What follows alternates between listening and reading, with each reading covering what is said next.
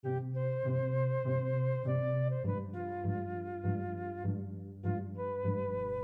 I'm James Harvey, the professor of music theory at the College of Southern Nevada with 5-Minute Music Theory, and we're going to start this series of videos on 2-chord common progressions.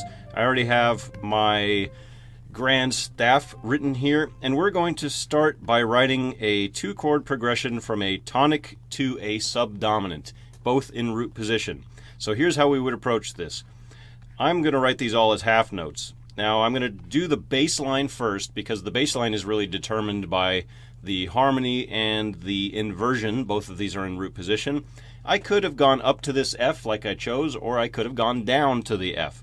And then what I recommend you do next after writing the bass line is write a soprano line and then fill in the inner voices from there. So the soprano, I could choose one of probably 3 different pitches, either the G4, the C5, or the E5.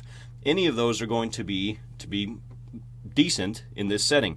What I want to take into account is that the bass is moving up and contrary motion is the strongest motion possible. So I would choose either the C or the E in this situation. Let's choose the C.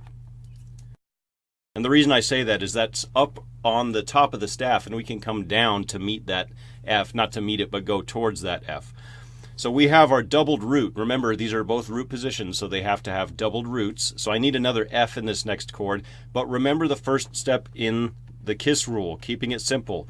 That C is the common tone between these 2 chords, so I'm going to keep that in the same voice right there.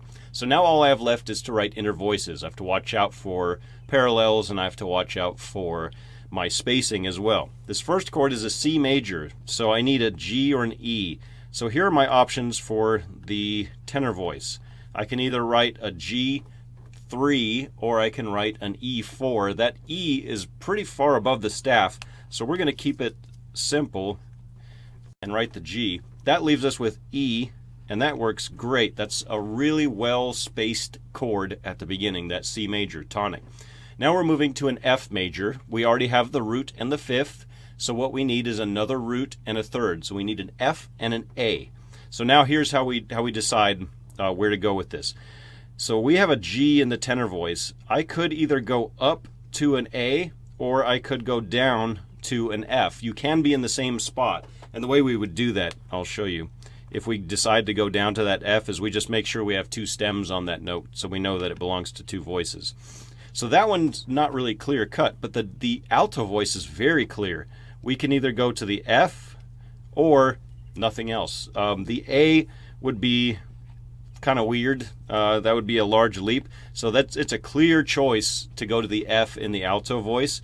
That leaves us with A, and that happens to work out wonderfully here. This is actually the best way to get between 2 chords that have a root relationship of a 4th, like this, from C to F is that 4th. What you're going to end up with is having a common tone, and there's our common tone, and then you'll have 2 voices which move by step, sometimes up, sometimes down. And this is such a simple way of moving from one chord to the next. If you look and we count how many half steps total are being moved outside of the bass, because the bass is determined really by the chord and inversion, we have 2 half steps here, we have 1 half step here, and we have no half steps here. So that's 3 total half steps going from a tonic to a subdominant, and the way that we achieved that was by keeping it as simple as possible. Thank you.